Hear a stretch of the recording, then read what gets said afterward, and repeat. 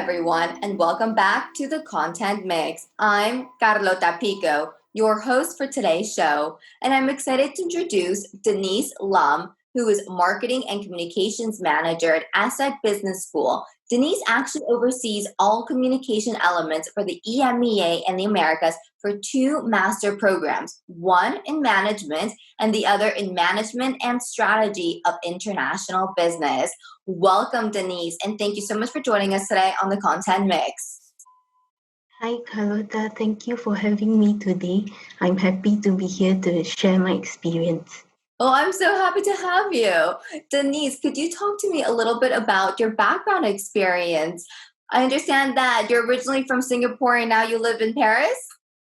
Yes, I'm from Singapore and I started my career at ESSEC Business School Singapore campus, and then I managed to find an opportunity here at our headquarters or the head campus here in France. So I moved here about 3 years ago. Okay, excellent. And what did you study? What were you doing in Singapore before joining ESSEC Business School? I was doing a degree in economics with a double major in business management at the National University of Singapore. And then within that double major, I did some marketing related modules, and it was during those classes that I realized that maybe marketing is the field that I want to go into.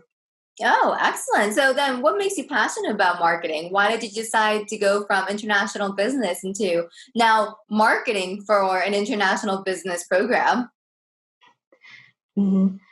Because since young, I've always enjoyed writing and reading a lot. And writing is one of the most important skills that you need to have in marketing, especially in content marketing. And I've also been quite interested in the technology side of things like HTML and everything. So in a way, marketing manages to combine my favorite interests, and I can work on it every day. So I enjoy my job a lot. Amazing. Denyse, could you tell me a little bit about ESSEC Business School? How many students does it have? Where do your students come from? Yes. ESSEC Business School is a global business school with campuses in France, Singapore, and Morocco. Every year, we have about 6,000 plus students on campus, and we offer programs ranging from the bachelor level all the way to the PhD and also executive level courses. Wow. Okay. Do you also offer online programs? Yes, there are online programs available, but those are mainly delivered in our executive education arm, and sometimes it's in partnership with external companies. Okay, excellent. So I also want to talk a little bit about what your day-to-day looks like. Could you walk me through your daily activities when it comes to marketing and communication for business school? Yes. Most of the time at the start of the day, what I'll do is go to our social media pages to check if there have been any recent comments, because it's always important to respond to the queries from the prospects. And also, I will check if there have been any mentions of ESSEC or our programs on online platforms that we need to address. And other day-to-day activities would include getting in touch with our student ambassadors. We work a lot with our student ambassadors. They are a team of students which helps us to answer queries that we have from prospective students, and also accompanies our academic directors in webinars that we organize to share their perspective as a student. Okay, sounds very entertaining. Sounds like a lot of fun. Yes, it's very nice to be with the students because they are the customers themselves. So speaking with them, you always learn a lot from them about the real experience and not only what we write in the brochure or on the website. Yeah. And we also learn about how we can improve on the program for the next round. Yeah, no, definitely. It must be incredible to have your customers also be your friends and also be your colleagues, because that must make your life in content marketing a lot easier in terms of creating personas. Mhm. Yes, that Okay. is one of my favorite aspects of the job. Yeah. And in addition to this, there's also the usual marketing tasks like working on the website if there are updates on brochures or organizing webinars before the deadlines to speak about the program.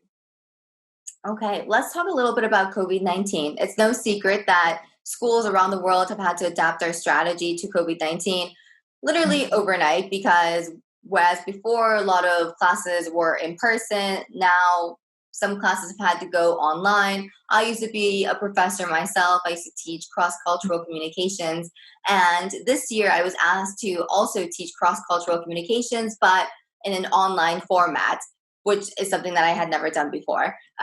So talk to me a little bit about how you had to adapt your communication and marketing strategy to fit the current time that we're living in, COVID-19 times. Okay.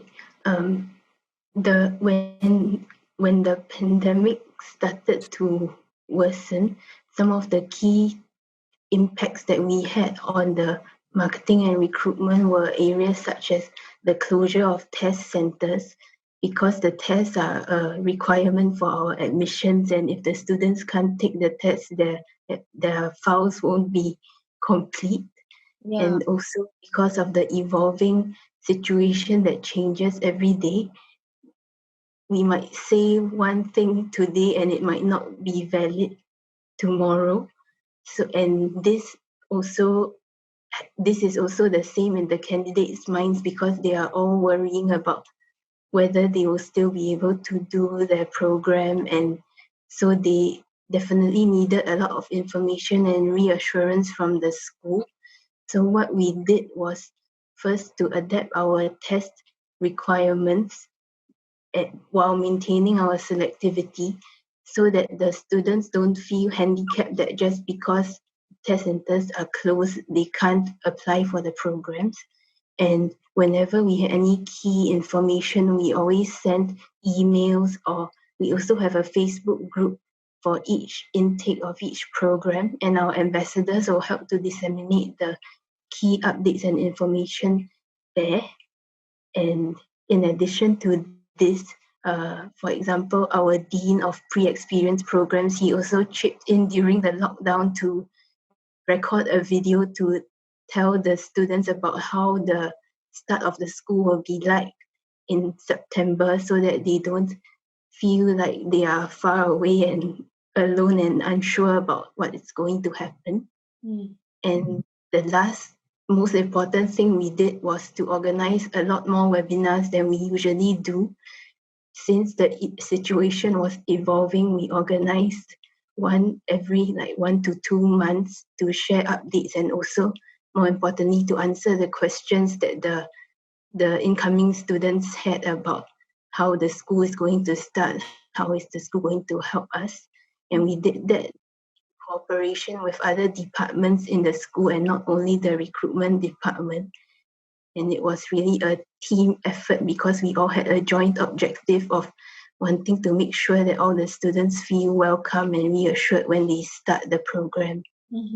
Okay, so you worked across different departments to send one message, one corporate message to your future students and your current students, and that message primarily relied on reassuring them that the school had their back, that they were doing everything that was within their hands to guarantee a safe return to the campus, as well as if the campus wasn't working for whatever reason, to Mm. also guarantee them that the classes were going to be resumed in a different format, but that they were still going to carry on. Yes. Or if they wouldn't be able to come on campus, how can they participate in the classes? So we really just tried to reassure them in all aspects. Okay, so you tapped into their emotions, you tapped into their insecurities by reassuring them that everything was going to be okay. you also asked you also asked higher management to get involved so that higher management could also send a message across to the students saying, you know what, we're all in this together. We understand that there's a lot of uncertainties at the moment, but we're going to communicate with you according to the information that you need right now to carry on with your school education. Yes, it was actually more of the initiative of the higher management because they knew and they saw the worry that the incoming students had. So I really appreciated the strong support that they gave us throughout this period because if not, we wouldn't have been able to accomplish what we.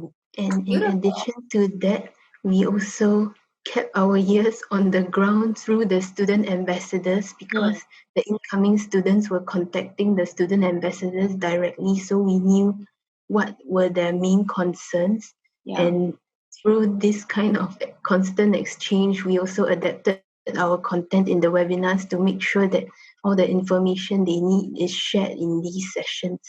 Okay, excellent. So basically, you were empathizing with your students. Yes, I Beautiful. think this is what they needed during this very stressful and uncertain period. Yeah. Yeah. I think it's what we all needed, right? We needed brands to empathize with us as people instead of as a sales opportunity. Okay, which actually leads me to my next question, Denyse. What type of brands have you really admired lately and why? I think I've really admired those brands that have been able to take this challenge that is thrown to us by COVID and they reposition themselves and used it as an opportunity instead by adapting their business models or how the product or service is delivered and leveraging digital technology. So they didn't let all the obstacles kill their company, but they were agile and adapted to the situation. For example, I I guess that those that I really appreciated were like all the arts groups or music groups which started to share recordings of previous performances or concerts. Since nobody can go to a physical concert now, the only way to connect is through online broadcasts or concerts. And even though this means that they are publishing the content for free for the moment, they might be enlarging their audience base by doing this. So even though they are not earning the ticket sales that they would have, it helps them in another way. So I really appreciate and admire brands that manage to adapt during this time. Okay, let's take a look at customer experience. From your expert opinion, Denyse, how does a business school figure out how to get from where they are to where they want to be digitally? I think um, constant benchmarking with other business schools is always important. This can be done, for example, through interaction with people working in the same kind of department at industry conferences like the GMAC conference or the Salesforce Higher Education Conference, because you have the opportunity to see what other schools are doing and how you could improve what you are doing, and also close working relationships with providers is also very important. For example, at ESSEC, we work with Salesforce, and Salesforce is always pioneering all the innovations in technology. And because they know that ESSEC is always very open to trying new things in order to improve our customer experience, whenever they have a new idea, they would try to approach us to see if we'll be interested in working with them in order to try and pilot this new innovation or technology. So it's a lot of different factors. Yeah, I agree. Salesforce is fantastic. I actually just received an update from them people that use Salesforce are able to extract data from Crunchbase and pull it into their CRM, which I found to be particularly valuable, a very valuable service. Yes, I think the good thing about Salesforce is that it's integrated with so many other platforms very well, so it makes the user experience better too. Definitely. Okay, so what tools do you use to collect customer feedback? You mentioned Salesforce, but do you also use other tools?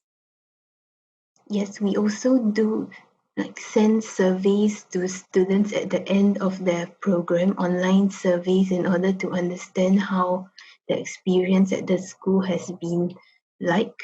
And in addition to this, the direct interactions with the current students are another way to obtain first-hand feedback, because what you get from a real conversation is usually quite different from what you get from an online form.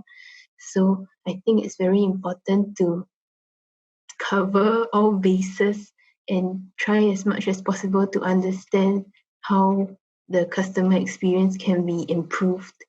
Mm-hmm. Do you? And maybe online monitoring is also very important, because people might be talking about the brand and the program, and from there it's also a form of feedback for us to improve. Mm-hmm. So then, Denyse, once you collect that feedback, what do you do with it next?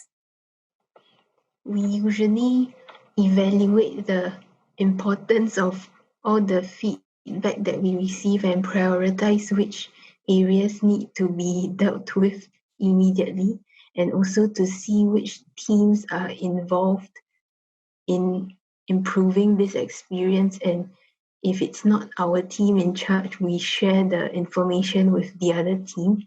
This usually happens at the level of my director and not me. So, and after that, if it's related to the recruitment and marketing, what we do is that we try to come up with possible solutions and evaluate the feasibility of each solution to see which one would be the most effective to implement in solving the problem. Okay, excellent. Very interesting. Now, do you reach all of your customers in the same way? What are your distribution channels? We use mainly email and social media channels such as Facebook and LinkedIn, and also, for example, in China, because most of the people are on WeChat or Weibo, we also do have corporate accounts on these platforms, and it's very important in order to reach who we want to reach. And do you speak to your personas in their local languages? Do you adapt the content to their market nuances and to their language, of course? Yes, for example, for our channels in China, we do share the content in Chinese, and we also pick the content that we think would be of interest to a student in China. Okay, very interesting. Why do you do that? Why is it important for you to localize your content? Yes, it's very important because, for example, in China, even though the students do speak English, Chinese is the language that they are most comfortable in. So we hope to be able to, at least for our first contact with them, to speak in the language that they can identify with. And then in the later stages, we move or transform into English, because, for example, if someone downloads a brochure from our Chinese website, they will start to receive English emails from us. So the first touch point, it's always better to be in the language they are most comfortable with. Okay, Denyse, I do want to talk about CX examples. What customer experience examples have you seen done that have really attracted the attention of prospects, current students, alumni, etc.? I think the the example that we mentioned before is a good example because by localizing our content, we've seen that it engages the prospective students in China quite a lot. And I think they also realize that ESSEC is willing to produce Chinese content in order to connect with them. And yes, and Okay. for example, for the younger students, their parents may not speak English, so having content in Chinese is even more important to reassure the parents about what exactly their children are going for, since usually what we have is in English. And that's also a great culture example as well. From what I understand, parents are very heavily involved in their child's education in China. So you're not only appealing to the student or future student, but you're also appealing to their parents. Yes. Excellent. Okay, Denyse, I want to take a walk down memory lane. Could you walk me through some of your proudest marketing or communication moments since you started your career, either at ESSEC or elsewhere? Yes, I think one of the first examples would be our online open house because we I worked in the organizing team for our first virtual open house, which mainly addressed the French market. We had never done something like this before, but we wanted to make use of all the technology that we have in our knowledge lab and on campus in order to try and do an online open house. And I was focused on working with the technical team in order to implement the ideas that we had. And in the end, the event turned out very successful with good participation and engagement rates. So, and a lot of the teams were happy that we managed to pull it off. So it was one of the achievements that I really appreciated. That's so exciting. What's an online open house look like? For us, um, we block an entire day and we block speakers timings for the whole day. So we go live on YouTube, on our ESSEC YouTube channel, where the speakers talk about the program or maybe about housing options or how to finance your program here at ESSEC. And in between each section, instead of advertisements, we use the videos that we already have on our channel as the advertisements in between every session. And all the registration is done online and promotion is done through email and social media. So it allows those people who, for example, are not super close to Paris to still be able to learn about our programs. Yeah, no, it's fantastic. And does it also give them the opportunity to ask questions to like future to their future professors or to different employees at ESSEC? Yes, because on the YouTube live there is a chat section, so they are able to ask their questions, and at the end of each session there is a Q&A and their questions are answered live.